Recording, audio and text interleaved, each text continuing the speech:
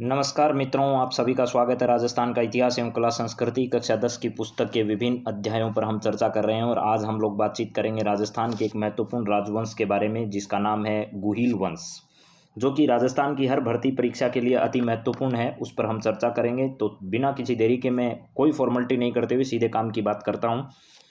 गुहिल वंश एवं इसके कुछ प्रतापी शासक जो हैं सारे यहाँ पर नहीं दिए गए मेरे मित्रों, लेकिन उसके बावजूद भी परीक्षा की दृष्टि से जो इम्पोर्टेंट हैं वो मेरे हिसाब से यहाँ पर दिए गए हैं और जहाँ से अधिकांश सवाल अब तक परीक्षाओं में पूछे गए हैं।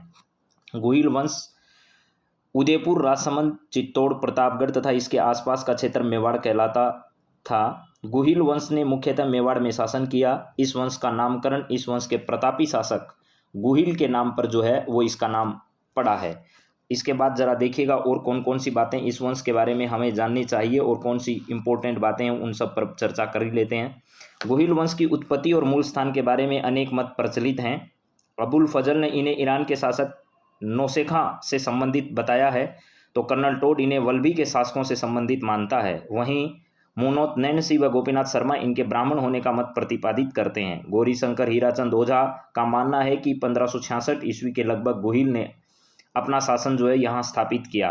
गुहिल के बाद मेवाड़ का प्रतापी शासक बप्पा बना। बप्पा रावल जो है वो परीक्षा की दृष्टि से इम्पोर्टेंट है और बप्पा रावल जो है इनको कहा जाता है कि हरित ऋषि के आशीर्वाद से जो है वो ये पूरा साम्राज्य जो प्राप्त हुआ था। आपने सुना होगा हरित ऋषि और बप्पा रावल के संबंध में वो कहानियाँ, जिनके बारे में ये कहा जाता है कि बप्पा रावल को जो है वो हरित ऋषि जो है उसकी गायें चराते थे और आशीर्वाद स्वरूप जो है वो मेवाड़ का शासन जो है वो किसको प्राप्त हुआ था, बप्पा रावल को प्राप्त हुआ था।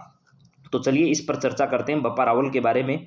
734 से 753 तक का कार्यकाल इसका बताया गया है। राज प्रशस्ति के अनुसार बप्पा 734 ईस्वी में चित्तौड़ के शासक मान मौर्य को परास्त करके चित्तौड़ का अधिकार प्राप्त किया था। बप्पा की राजधानी नागदा थी। ये बहुत इंपॉर्टेंट सवाल है। यहाँ की राजधानी नागदा जो वो किसने बनाई थी, तो बप्पा रावल ने बनाई थी। और बप्पा ने कैलाशपुरी में एकलिंग जी यानी लकुलिश संप्रदाय जो है उस लकुलिश या एकलिंग जी के मंदिर का निर्माण यहाँ पर करवाया था। ये बहुत इंपॉर्टेंट सवाल है कि भैया कैलाशपुरी जो है वहाँ पर किसके द्वारा एकलिंग जी के मंदिर का निर्माण करवाया गया था। तो मेरे मित्रों आपको ध्यान रखना है, कैलाशपुरी में एकलिंग जी के मंदिर का निर्माण बप्पा रावल के द्वारा करवाया गया। एकलिंग जी जो है वो गुहिल वंश के कुल देवता हैं, यानी ये अपने आप को जो है वो इनका दीवान मानकर यहाँ पर शासन करते हैं, तो कुल देवता एकलिंग जी है। गौरीशंकर हीराचंद ओझा के अनुसार बप्पा का वास्तविक नाम कालभोज था, यानी बप्पा उसकी उपाधि कही जाती है और कालभोज उसका वास्तविक नाम था। बप्पा कालभोज की उपाधि थी। वीर विनोद के रचनाकार कवि श्यामल दास ने लिखा है। सीधा परीक्षा में सवाल आता है वीर विनोद के रचनाकार हैं तो कवि श्यामल दास हैं, ये भी ध्यान रखना। और श्यामल दास के बारे में परिचय में हम लोग पढ़ेंगे भी। बप्पा की किसी राजा का नाम नहीं अपितु खिताब था। ऐसी मान्यता है कि बप्पा चित्तौड़ के शासक मान मौर्य के यहाँ सेवा में था। जब चित्तौड़ पर विदेशी सेना का हमला हुआ तो उनसे मुकाबले की चुनौती बप्पा ने स्वीकार की और उन्हें सिंध तक खदेड़ दिया। इसलिए इतिहासकार सीवी वैद्य उनकी तुलना चार्ल्स मार्टेल यानी फ्रांसीसी सेनापति था चार्ल्स मार्टेल, यूरोप में सर्वप्रथम मुसलमानों को उसने परास्त किया था, उससे की जाती है। किसने की थी? सीवी वैद्य ने की थी। तो कालभोज और बप्पा रावल के बारे में आप लोगों को महत्वपूर्ण जानकारी दो याद रखनी है। एक तो बप्पा रावल जो है इनको वास्तविक संस्थापक के रूप में भी यहाँ स्वीकार किया जाता है। एक तरीके से कुछ लोग इन्हें ही वास्तविक संस्थापक मानते हैं। और बप्पा रावल को यह जो है वो हरित ऋषि के आशीर्वाद से ये सब प्राप्त हुआ। लेकिन ये भी कहा जाता है कि 734 ईस्वी में इसने चित्तौड़ के शासक मान मौर्य को परास्त करके जो है वो यहाँ शासन स्थापित किया और एकलिंग जी के मंदिर का यहाँ पर निर्माण इन्होंने करवाया था और इनका वास्तविक नाम जो है वो कालभोज कहा जाता है। और श्यामल दास जो है उन्होंने बप्पा किसी राजा का नाम नहीं बताया अपितु खिताब बताया है, ये भी बात ध्यान रखना। इसके बाद शासक है चेतर सिंह।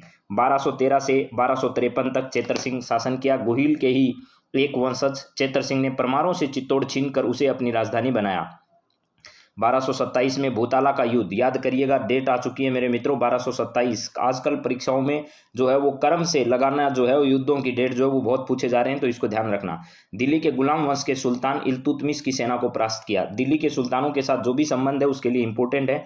तो किसने भूताला का युद्ध में किसने? चेतर सिंह ने किसको? इल्तुतमिश की सेना को। भूताला का युद्ध कब हुआ? 1227 में, उसमें परास्त किया, जिसका वर्णन जयसिंह सूरी के ग्रंथ हमीर मर्मर्दन में मिलता है। इस ग्रंथ में इल्तुतमिश को हमीर कहा गया है, यानी किस ग्रंथ में इल्तुतमिश को हमीर कहा गया है? तो ध्यान रखना जयसिंह सूरी के ग्रंथ हमीर मर्दन में ये कहा गया है। डॉक्टर गौरीशंकर हीराचंद ओझा ने चेतर सिंह की प्रशंसा करते हुए लिखा है कि दिल्ली के गुलाम वंश के सुल्तानों के समय में मेवाड़ के राजाओं में सबसे प्रतापी और बलवान राजा चेतर सिंह ही हुआ, जिसकी वीरता की प्रशंसा उसके विरोधियों में भी की जाती थी। इसके बाद एक महत्वपूर्ण शासक रतन सिंह, जो परीक्षाओं की दृष्टि से भी है और राजस्थान के तैयारी करने वाले शिक्षकों के लिए एक चर्चित नाम माना जाता है, जिसके नाम पर हंसी मजाक जो कुछ भी कहा जाए वो सब किया जाता है। तो मेवाड़ के शासक रतन सिंह की रानी पद्मिनी जो है उसकी कहानी आप सब ने सुनी है, लेकिन कुछ लोग ये कहते हैं कि ये कहानी काल्पनिक भी हो सकती है, कुछ लोग कहते हैं सत्य भी हो सकती है, लेकिन आपको उस कहानी में नहीं जाना है। ना कहानी से कभी सवाल आएगा परीक्षा में, न आज तक कभी आया है। तो आपको तो परीक्षा पास करनी है, कहानी सुनते रहना बाद में, तो कहानियों के जंजाल में नहीं फंसना है। रावल रतन सिंह 1303 में दिल्ली के सुल्तान अलाउद्दीन खिलजी के आक्रमण का सामना करना पड़ा, जिसका कारण अलाउद्दीन की साम्राज्यवादी महत्वाकांक्षा और चित्तौड़ के सैनिक एवं व्यापारिक उपयोगिता थी। यानी चित्तौड़ की स्थिति ऐसी थी कि वो गुजरात से होने वाला जो व्यापारिक मार्ग था उस व्यापारिक मार्ग में भी आता था, प्लस इसके साथ साथ मेरे मित्रों दोनों की महत्वाकांक्षाएं कही जा सकती है, जिसमें ज़्यादा महत्वाकांक्षा अलाउद्दीन खिलजी की थी।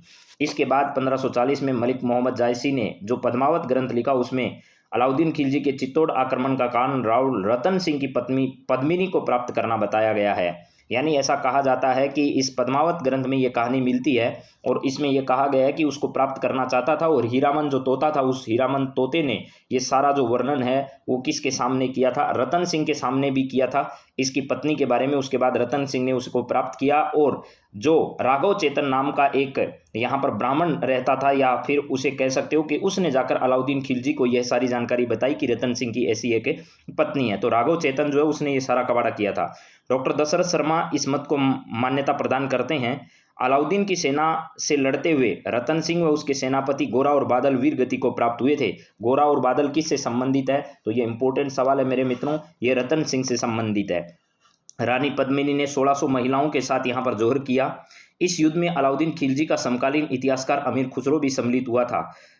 उसने अपने ग्रंथ खजाइन उल फुतूह में इस आक्रमण का वर्णन किया है। अलाउद्दीन ने अपने पुत्र खिजर खां को चित्तौड़ का प्रशासक नियुक्त किया। यानी 1303 का ये जो साका हुआ यहाँ पर उसने अलाउद्दीन खिलजी ने अपने पुत्र खिजर खां को चित्तौड़ का प्रशासक बना दिया और चित्तौड़गढ़ का नाम बदलकर खिजराबाद कर दिया। ये आज से पहले कई परीक्षाओं में आ चुका है और आगे भी आएगा। रतन सिंह मेवाड़ के गोहिल वंश की रावल शाखा का अंतिम शासक था। यह सवाल भी परीक्षाओं में आ चुका है कि मेवाड़ के गोहिल वंश जो है उसकी रावल शाखा का अंतिम शासक कौन था, तो रतन सिंह था। इसके बाद एक शाखा शुरू होगी, उसका नाम है राणा शाखा। तो राणा हमीर का नाम आता है 1326 से लेकर के 1364। सिसोदा ठिकाने के जागीरदार हमीर ने 1326 में चित्तौड़ पर अधिकार कर गोहिल वंश की पुनर्स्थापना की। सिसोदा के जागीरदार होने के कारण इन्हें सिसोदिया कहा गया। अमीर के दादा लक्ष्मण सिंह ने अपने पुत्रों के साथ अलाउद्दीन खिलजी के विरुद्ध लड़ते हुए वीर गति प्राप्त हुए थे। इसके बाद मेवाड़ के सभी शासक सिसोदिया कहलाते हैं। हमीर को मेवाड़ के उद्धारक की संज्ञा दी जाती है। यानी मेवाड़ का उद्धारक किसे कहा जाता है, तो राणा हमीर को कहा जाता है। हमीर को विषम घाटी पंचानन यानी विकट आक्रमणों के सिंह के दृश्य की संज्ञा भी इन्हें प्रदान की जाती है। राणा कुंभा की कीर्ति स्तंभ प्रशस्ति में भी इन्हें यह उपाधि प्रदान की गई है। हमीर ने सिंगोली यानी बांसवाड़ा में उस सिंगोली के युद्ध में मोहम्मद बिन तुगलक की सेना को परास्त किया था। यानी सिंगोली का युद्ध, सिंगोली कहाँ स्थित है, पहली बात तो ये पूछी जा सकती है, बांसवाड़ा में। किसने युद्ध लड़ा, हमीर ने ये युद्ध लड़ा, राणा हमीर ने लड़ा, हमीर देव चौहान नहीं है, ये ध्यान रखना, हमीर ने लड़ा।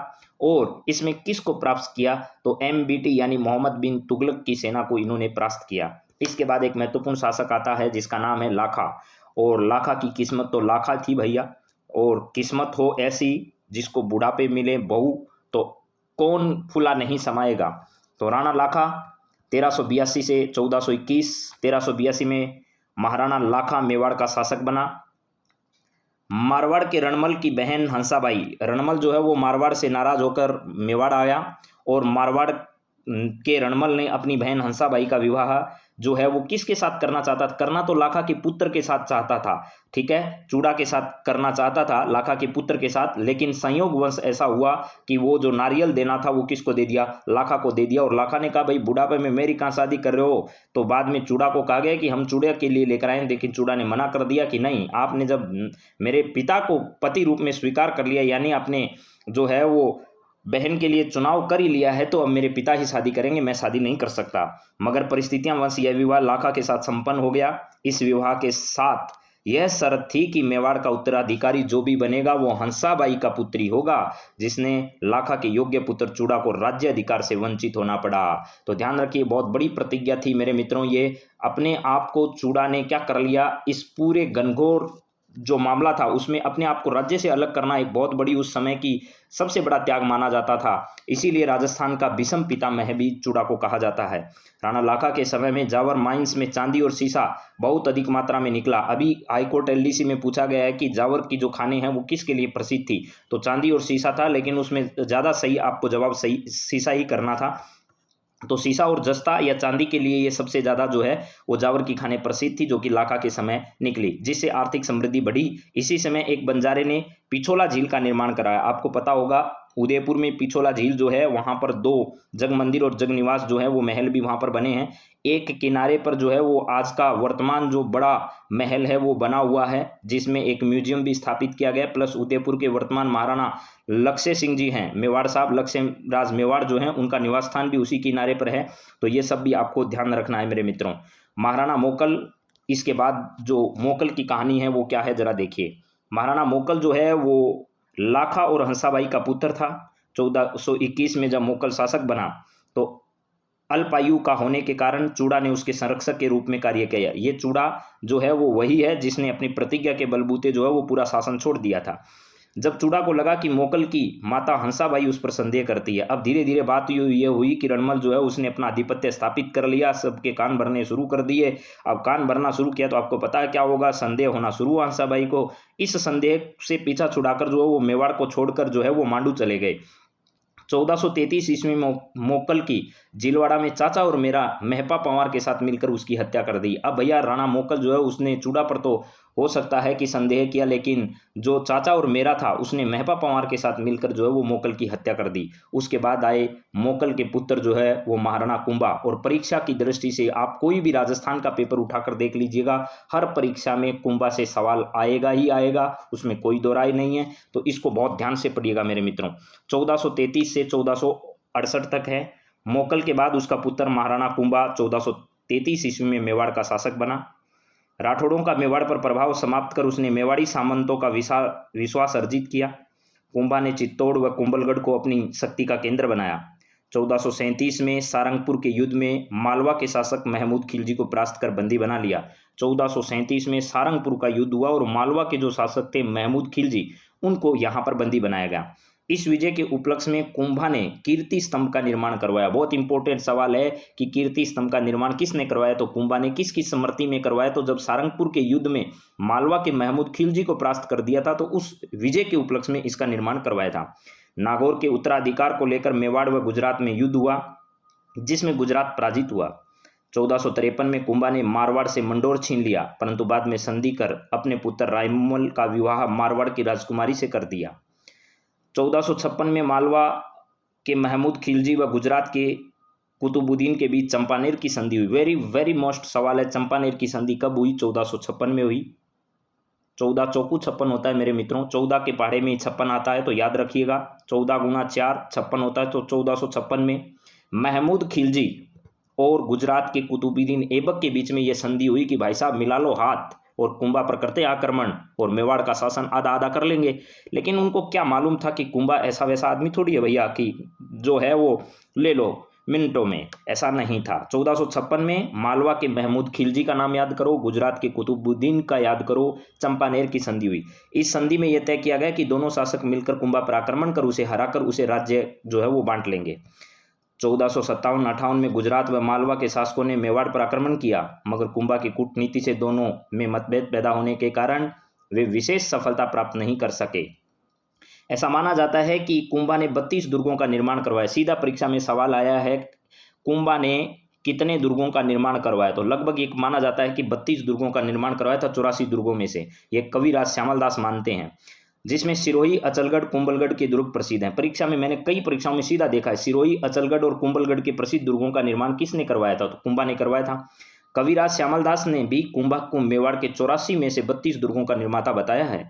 कुंभलगढ़ का दुर्ग अपनी विशेष भौगोलिक स्थिति व बनावट के कारण प्रसिद्ध है। इसका शिल्पी कौन था? मंडन था।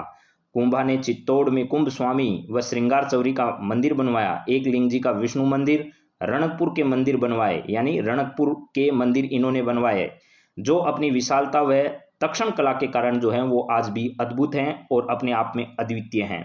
कुंभा एक विद्वान विद्यानुरागी शासक था। कान्हावास द्वारा रचित एकलिंग महात्म्य से ज्ञात होता है कि वह वेद, स्मृति, मीमांसा, उपनिषद, व्याकरण एवं राजनीति में रुचि रखता था। संगीत राज, संगीत मीमांसा, सूट प्रबंध इसके द्वारा रचित ग्रंथ थे। ऐसा माना जाता है कि कुंभा ने चंडी शतक की व्याख्या, गीत गोविंद और गीत रत्नाकर पर टीका लिखी। ये सब याद रखिएगा, संगीत राज, संगीत मीमांसा, सूट प्रबंध, ये कुंभा के द्वारा लिखे गए। इनमें से वो एक ऐसा ऑप्शन बनाता है जो आपको इसमें मिलता जुलता नजर आएगा, लेकिन आपने अगर इनको कंठस्थ नहीं किया, ढंग से रटा नहीं है, तो वो इनमें मिल जाएगा और आपको वो पूछेगा इनमें से कौन सा ग्रंथ जो है वो कुंभा के द्वारा नहीं लिखा गया। तो आप याद कर लो, संगीत राज है, संगीत मीमांसा है, तो वो संगीत के साथ कुछ और जोड़कर देगा, सूट प्रबंध है। ऐसा माना जाता है कि कुंभा ने चंडी शतक की व्याख्या गीत गोविंद में और संगीत रत्नाकर पर टीका लिखी थी। इसके काल में कवि अत्रि और महेश कीर्ति स्तंभ प्रशस्ति की उन्होंने रचना की। तत्कालीन साहित्य ग्रंथों में प्रशस्तियों में महाराणा कुंभा को महाराजाधिराज, राव राय, दान गुरु, राजगुरु, परम गुरु, हाल गुरु, अभिनव भट्टाचार्य, हिंदू सुल्तान आदि विरुद्धों से विभूषित किया जाता है। ये सब इनकी उपाधियां थी। उपाधियां एक बार फिर मैं बोल देता हूं, परीक्षा में आती है। महाराजाधिराज, राव राय, दान गुरु, राजगुरु, परम गुरु, हाल गुरु, अभिनव भट्टाचार्य, हिंदू सुल्तान आदि विरुद्धों से विभूषित इन्हें किया जाता है। कुंभा निसंदेह प्रतापी शासक था, किंतु उसका अंतिम समय कष्ट में बीता। अपने जीवन के अंतिम काल में कुंभा को उन्माद रोग हो गया। उसके पुत्र ही, जिसका नाम उदा था, उन्होंने 1468 में इनकी हत्या कर दी और उदा जो है वो मेवाड़ का पितृहंता शासक जो है वो बना। इसके बाद एक महत्वपूर्ण शासक है जिसका नाम है महाराणा सांगा। राणा सांगा 1509 से लेकर 1528 तक मेवाड़ का शासक रहा। संग्राम सिंह के नाम से भी इन्हें जाना जाता है। उसके 3 भाई थे, पृथ्वीराज, जयमल और राज सिंह। ये तीनों भाई जो हैं वो किसी के पास इस प्रकार की पूजा कराने गए कि भैया अब बताइए मेवाड़ का शासक कौन बनेगा।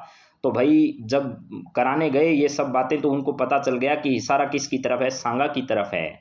लेकिन जब आपस में ही ये तीनों भाई जो हैं वो इस पूरी बहस के लिए छिड़ गए कि नहीं, आपस में एक दूसरे को मार काटने के लिए तैयार हो गए, तब जो है वो किस प्रकार शासक बने महाराणा सांगा और बाद में कैसे शासन चलाया, जरा देखिएगा। चारों ही स्वयं को अपने पिता का उत्तराधिकारी मानते थे। इस कारण उनमें संघर्ष होना स्वाभाविक था, पर इस संघर्ष में अंततः सांगा की विजय रही और मेवाड़ का शासक बना। इतिहास में हिंदू पथ के नाम से प्रसिद्ध राणा सांगा, आपसे पूछा जाएगा परीक्षा में, हिंदू पथ के नाम से प्रसिद्ध शासक कौन बना, तो राणा सांगा 1509 में मेवाड़ का शासक बना। इस समय मालवा पर सुल्तान नासिरुद्दीन शासन कर रहा था। 1511 में सुल्तान की मृत्यु के बाद उत्तराधिकार का संघर्ष छिड़ गया, जिसमें एक राजपूत सरदार मेदिनी राय के सहयोग से महमूद खिलजी द्वितीय को सफलता मिली। इस सफलता में मेदिनी राय का कद बहुत बढ़ गया तथा अब वह एक तरफ से मालवा, अप्रत्यक्ष रूप से भी इस प्रकार जो है वो यहाँ पर शासन अपने आप को समझता था कि मैं ही यहाँ का सबसे सर्वे सर्वा हूँ। इसके बाद शासक बना। अंततः मालवा के अमीरों ने गुजरात की सहायता से मेदिनी राय इस स्थिति से हटा दिया। मेदिनी राय राणा सांगा की शरण में चला गया। इससे मालवा व मेवाड़ में युद्ध हुआ। मालवा का महमूद खिलजी द्वितीय पराजित हुआ। राणा द्वारा उसे बंदी बना लिया गया। इसके बाद आता है ईडर के उत्तराधिकार का प्रश्न। नागौर पर अपना प्रभाव स्थापित करने का प्रयास व मालवा को सहयोग देने आदि ऐसे मसले थे जिनको लेकर राणा सांगा व गुजरात के सुल्तान मुजफ्फर के बीच में संघर्ष हुआ, पर अंतिम रूप से सफलता किसी पक्ष को न मिली। 1517 में महाराणा सांगा ने खातौली, वर्तमान कोटा में स्थित है, युद्ध में दिल्ली के सुल्तान इब्राहिम लोदी को परास्त किया। बहुत ही शानदार सवाल है, खातौली का युद्ध कब हुआ? 1517 में। किस किस के बीच हुआ? महाराणा सांगा और दिल्ली के सुल्तान इब्राहिम लोदी के बीच हुआ, जिसमें इब्राहिम लोदी को परास्त किसने किया? महाराणा सांगा ने परास्त किया। इसके बाद राणा की सेना में बाड़ी कहाँ पर है? धौलपुर के युद्ध में इब्राहिम लोदी की सेना को परास्त किया। यानी 2 लगातार युद्ध जो हैं वो ध्यान से सुनिए। पहला है 1517 में, जो राणा सांगा और किसके बीच में? इब्राहिम लोदी के बीच में लड़ा गया, वो खातौली का युद्ध है। इसके बाद जो है वो बाड़ी का युद्ध है। बाड़ी कहाँ पर है? धौलपुर में। ये भी इब्राहिम लोदी की सेना और सांगा के बीच हुई, जिसमें इब्राहिम लोदी की सेना को परास्त होना पड़ा।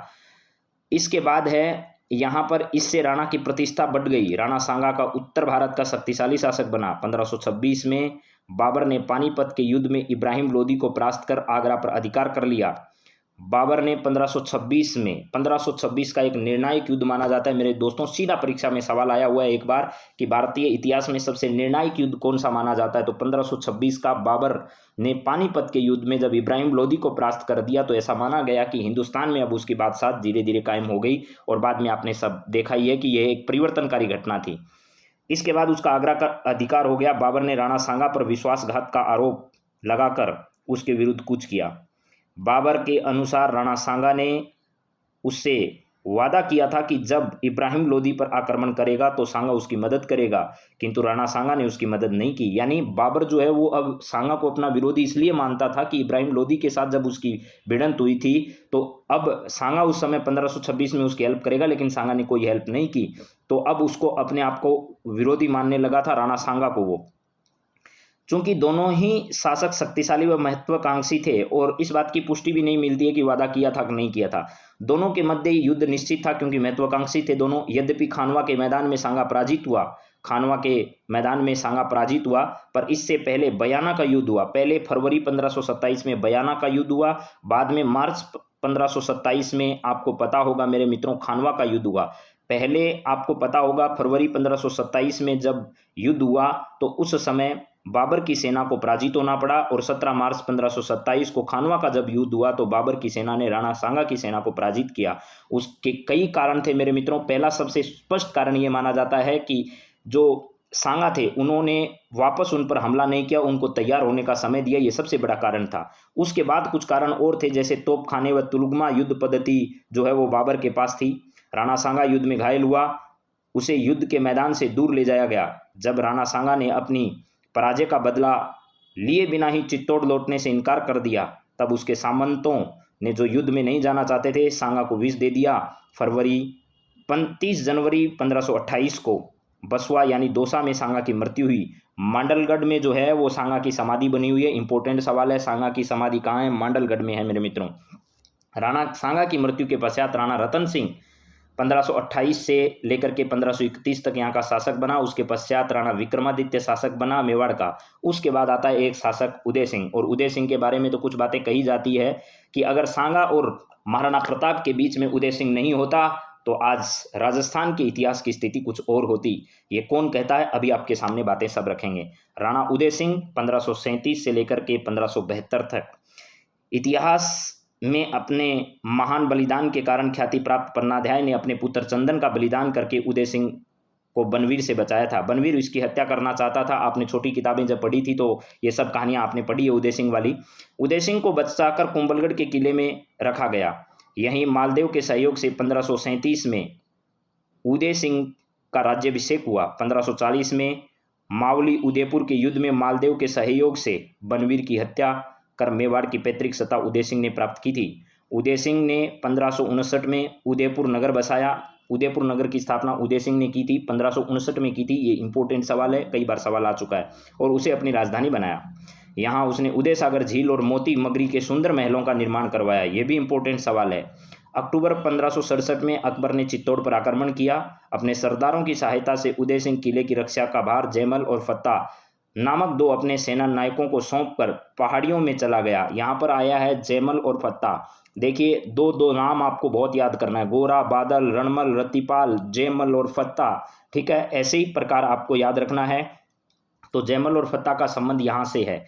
तो सेना नायकों को सौंप कर चला गया, लेकिन किले की रक्षा के दौरान जयमल और फत्ता दोनों जो है वो वीर गति को प्राप्त हुए। अकबर ने जयमल फत्ता की वीरता से मंत्रमुग्ध होकर जो है वो इन दोनों की अश्वारूढ़ मूर्तियां जो है वो आगरा के किले पर ले जाकर लगाई थी। ये बात भी आपको ध्यान रखना है। महाराणा प्रताप, जिसके बारे में युगों युगों तक इस धरती पर आवाज़ें गूंजती रहेगी, वो एकलिंग सरदार कट है, वो दीवान कट है, वो मेवाड़ा महाराणा प्रताप कहाँ। तो ये सब कहानियाँ जो है वो आज भी राजस्थान के कोने कोने में गूंजती है। अब बात करेंगे महाराणा प्रताप के बारे में। 1572 से लेकर 1597 ईस्वी तक मेवाड़ पर शासन करने वाले और मुगलों की अधीनता कभी भी स्वीकार नहीं करने वाले महाराणा प्रताप 9 मई 1540 को कुंभलगढ़ में जन्मे। प्रताप 1572 में मेवाड़ के शासक बने। कुंभलगढ़ के कटारगढ़ में बादल महल में इनका जन्म हुआ था मेरे मित्रों। 1572 में ये मेवाड़ के शासक बने।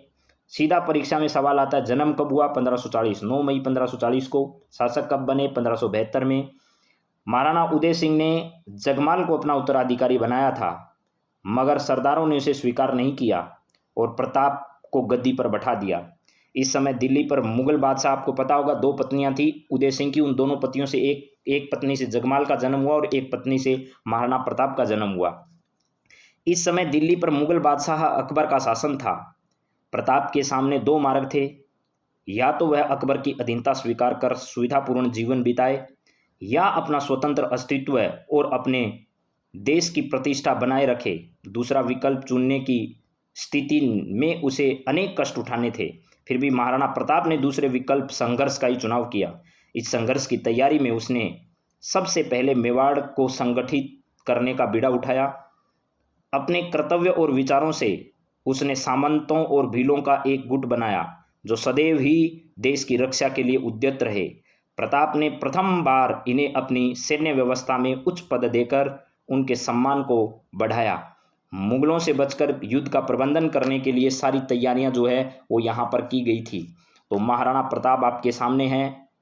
ये मेवाड़ की शान, राजस्थान की आन बान और शान के प्रतीक माने जाते हैं। ये भाला जो है वो अगर आपने नहीं देखा है तो पिछोला झील के किनारे पर बना हुआ सुंदर जो म्यूजियम है उसमें आज भी ये भाला रखा हुआ है मेरे मित्रों, आप देख सकते हैं। उसने गोकुंदा से अपना निवास स्थान कुंभलगढ़ स्थानांतरित कर दिया मेरे मित्रों। गोकुंदा वो जगह है जहां पर राज्याभिषेक हुआ था महाराणा प्रताप का, ये ध्यान रखना। सीधा परीक्षक सवाल पूछता है कई बार, राज्याभिषेक कहाँ हुआ था? गोकुंदा में हुआ था, जन्म कुंभलगढ़ में हुआ था। इसके बाद मेरे मित्रों अकबर की किसी भी तरह से मेवाड़ को अपने अधीन करना चाहता था। अकबर को बस एक ही था कि महाराणा प्रताप यानी मेवाड़ को किसी न किसी तरह अपने अधीन करें। उसने समझौते के प्रयास कई किए। 1572 से लेकर 76 के मध्य उसने 4 शिष्टमंडल जलाल खां, मान सिंह, भगवंत दास और टोडरमल के नेतृत्व में भेजा। राजस्थान की अधिकांश परीक्षाओं में ये सवाल आ चुका है, अब ये पॉपुलर सवाल बन चुका और लोगों को याद भी है। मगर महाराणा ने संधि करने में किसी प्रकार की रुचि नहीं दिखाई। मेवाड़ को मुगल आक्रमण का सामना करना पड़ा। 1576 के प्रारंभ में अकबर मेवाड़ अभियान की तैयारी हेतु अजमेर पहुंचा। वहीं उसने मानसिंह को मेवाड़ अभियान का नेतृत्व दिया। मानसिंह आमेर का शासक था और आमेर के शासक मानसिंह जो हैं ये मुगलों के बड़े नज़दीकी थे क्योंकि पारिवारिक संबंध थे इनके। तो आपको पता होना चाहिए कि इन्हीं को इनका नेतृत्व दिया गया था हल्दी घाटी के युद्ध का।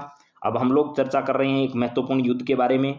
18 जून 1576 का हल्दी घाटी का प्रसिद्ध युद्ध, जिसकी कुछ किताबों में डेट या कुछ विद्वान 21 जून भी मानते हैं। खमनोर के पास मुगल सेना का प्रताप से युद्ध हुआ जो हल्दी घाटी के युद्ध के नाम से प्रसिद्ध है। प्रताप की सेना के हरावल यानी अग्रिम दस्ते का नेतृत्व हकीम कासूर कर रहे थे। वेरी इंपॉर्टेंट सवाल है कि प्रताप की तरफ से हरावल दस्ते का नेतृत्व कौन कर रहे थे? तो हकीम कासूर कर रहे थे। जबकि मुगल सेना के हरावल का नेतृत्व कच्छावा शासक जगन्नाथ कच्छावा जो है वो कर रहे थे। युद्ध में प्रताप के जीवन को संकट में देख झालाबीदा ने प्रताप का मुकुट धारण कर युद्ध किया, प्रताप को युद्ध भूमि से दूर भेज दिया।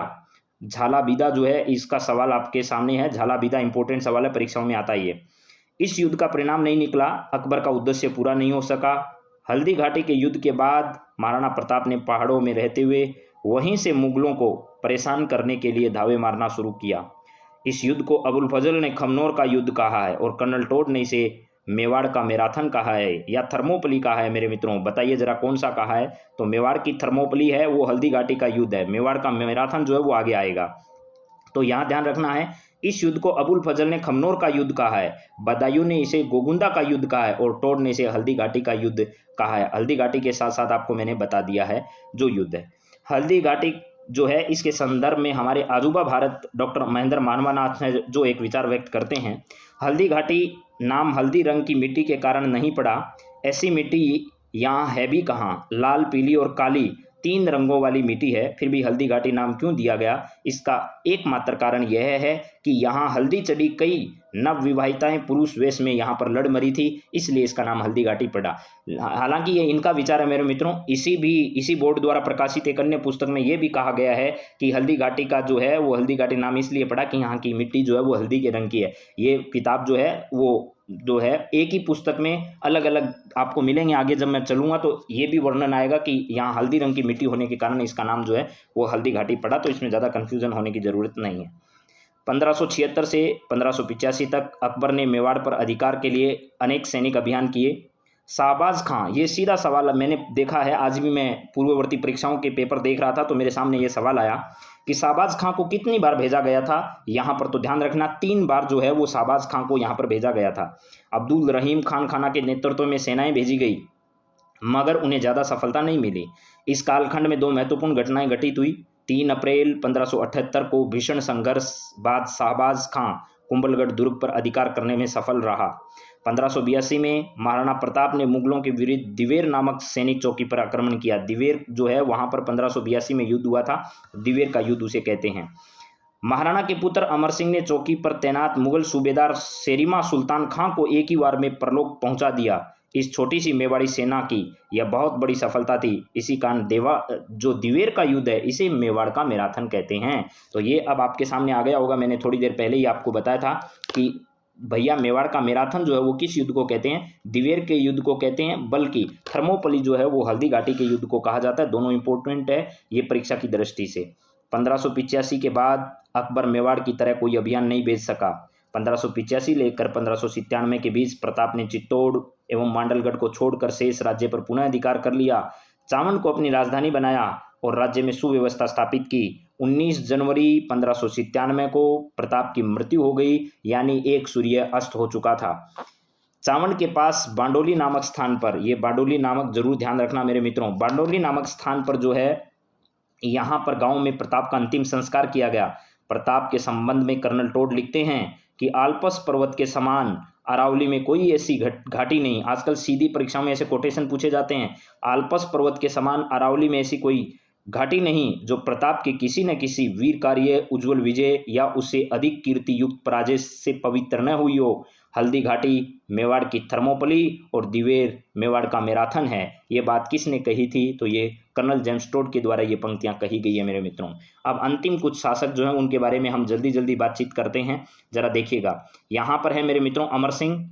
अमर सिंह भी ज़्यादा कुछ कर नहीं पाए संधि के अलावा।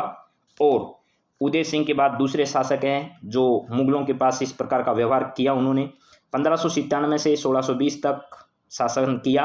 अमर सिंह 1597 में मेवाड़ का शासक बना। शासक बनने के उपरांत उसे मुगल आक्रमणों का सामना करना पड़ा। 1613 में जहांगीर स्वयं अजमेर पहुंचा था।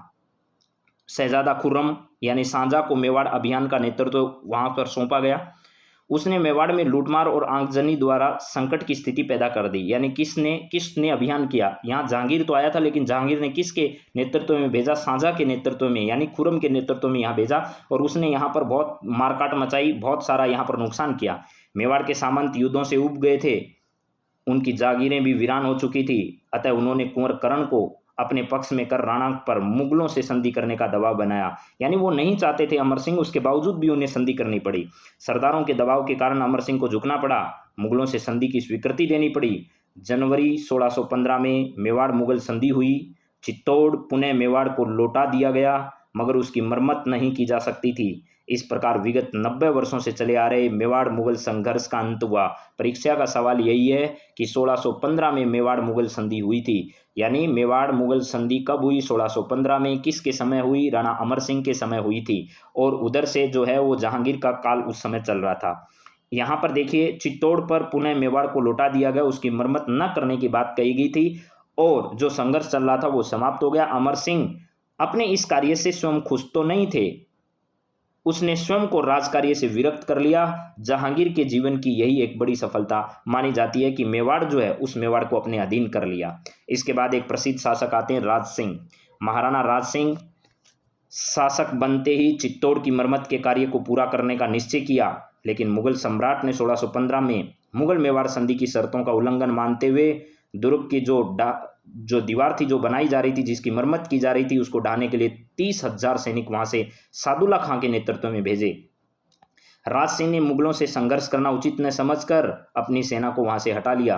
मुगल सेना कंगूरे बुर्ज आदि गिराकर वापस लौट गई। 1658 में मुगल शहजादों में उत्तराधिकार का जब युद्ध छिड़ा, मगर महाराणा किसी भी पक्ष का समर्थन नहीं किया।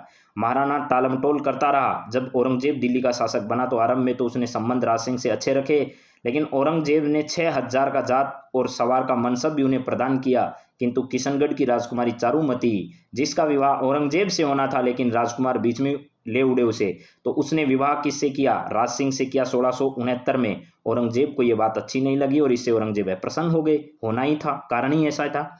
इसके बाद 1679 में औरंगजेब द्वारा जजिया कर लगाना, दो मुख्य कारण थे जो औरंगजेब और राज सिंह के बीच में जो है वो एक तरीके की खटास पैदा करने वाले थे। पहला कारण था चारुमती, दूसरा कारण था ये जजिया कर। ये दोनों इंपॉर्टेंट है और परीक्षा में आ भी चुके हैं सवाल। इसके बाद है 1680 में राज सिंह की मृत्यु हो गई। अकाल प्रबंध के उद्देश्य से राज सिंह ने गोमती नदी के पानी को रोककर राजसमंद झील का निर्माण उदयपुर में करवाया था। मेरे मित्रों, यहाँ पर ध्यान रखना है, यहाँ पर राज सिंह ने गोमती नदी के पानी को रोककर राजसमंद झील का निर्माण यहाँ पर करवाया, क्योंकि राजसमंद जिले का नाम इसी पर पड़ा है, आपको ये भी मालूम होना चाहिए। इस झील के उत्तरी किनारे पर नौ चौकी नामक स्थान पर राज प्रशस्ति उल्लेखित है, जो कि संस्कृत भाषा में है, और रणछोड़ भट्ट तेलंग द्वारा इसका निर्माण किया गया। 25 काले संगमरमर की शिलाओं पर है। ये संसार की सबसे बड़ी प्रशस्ति इसे माना जाता है।